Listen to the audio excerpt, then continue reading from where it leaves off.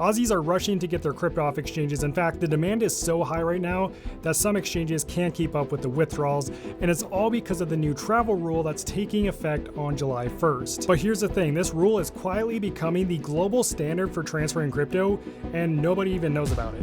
In fact, it's already in effect in countries like the US, Canada, UK, and Europe, to name a few. Like, have you noticed when you go to transfer crypto off the exchange to your own wallet, the exchange is now requiring that you verify you own that wallet?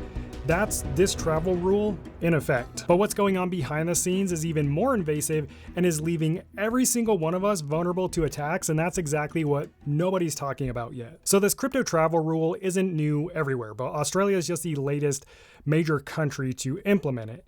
And under this rule, crypto exchanges are required to collect and share customer information when sending and receiving crypto. For Aussies, this means every time they send crypto, the transfer needs to include their full name and then some other additional identifier, such as their physical address, date of birth, or the account ID number that the crypto exchange assigned to their account. And if you're receiving crypto, the exchange needs your full name along with another identifier like your wallet address or the account details associated with your crypto exchange account. So for example, if I send Bitcoin from my account on exchange A to your account on exchange B, then exchange A also has to send my personal information and your personal information along with the Bitcoin to exchange B. But here's the thing, this is all happening in the back end. You're not manually entering this every time you send crypto, at least not generally, because the exchange already has all of your personal information from the KYC process you completed when you signed up. But here's where things can get potentially dangerous with this new rule that I haven't heard anyone touch on. The main concern isn't that crypto exchanges are collecting our information. They've already been doing that for years through the KYC process. The main threat now, and what could be potentially so dangerous, is that they are sharing our information with other platforms whenever we transfer crypto. Exchanges are sharing our information using private messaging systems like Trista, Trust, and Notabean.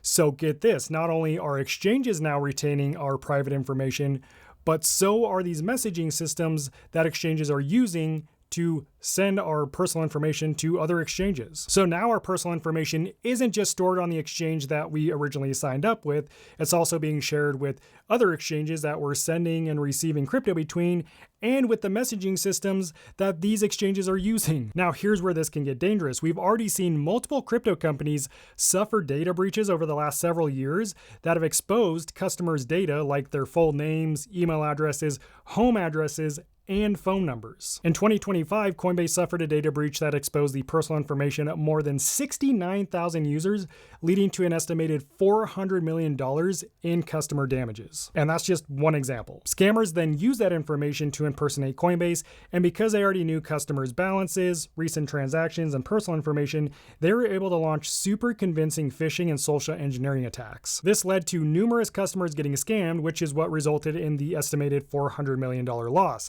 And the scariest thing about the Coinbase data breach is that that was actually an inside job. A third-party customer service employee working for Coinbase who had access to customer information leaked it to scammers in exchange for money. So you can see why multiple platforms sharing and storing our personal information can become a huge liability, especially when it's all tied to our crypto activity. And like I said, this new rule is already effective in many countries, including the United States. Now, I'm sure the rule varies by country, but the overall principle is the same. Less privacy for users and more oversight from these regulated crypto companies. But why are Australians rushing to get their crypto off the exchanges before this travel rule takes effect there? Well, it really comes down to the types of transactions the travel rule affects. It really only affects crypto transactions that occur on centralized crypto exchanges or regulated crypto platforms. If you withdraw crypto from the exchange to your own cold wallet, there's no receiving exchange that's waiting to receive your personal information on the other end. You're sending it to your own wallet. And the same is true if you send it between different cold wallets or different self-custodial wallets.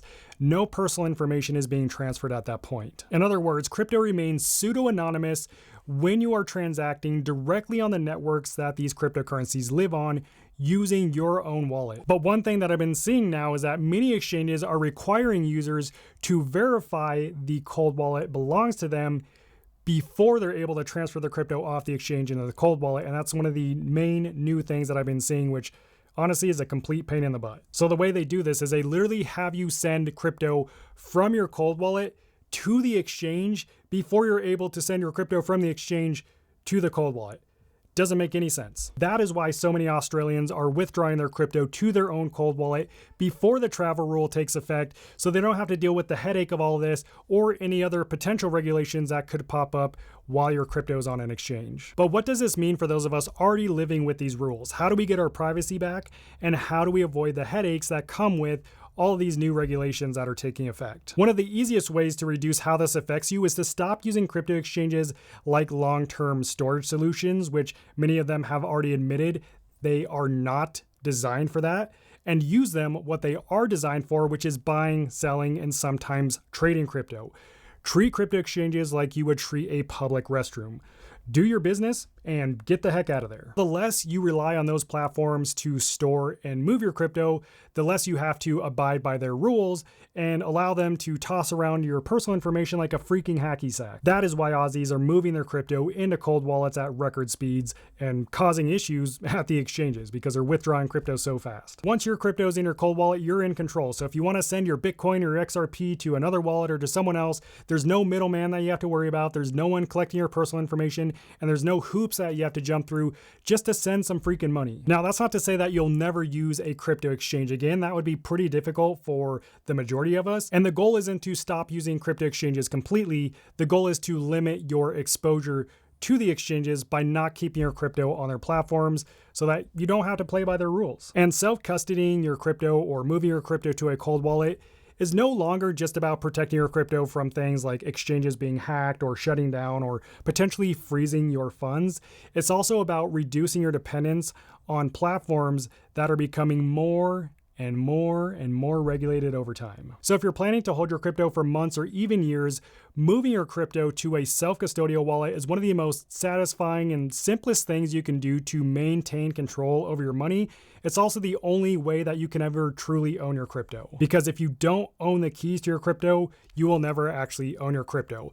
As long as your crypto is sitting on an exchange, the exchange owns your crypto because they own and control the keys that are used to access your crypto. That's exactly why they can freeze your funds, lock your account, or even close down your account. And that's why you're the one who's affected by regulations when these exchanges have to change their rules. Personally, I moved all of my crypto off the exchanges over 4 years ago and I haven't looked back.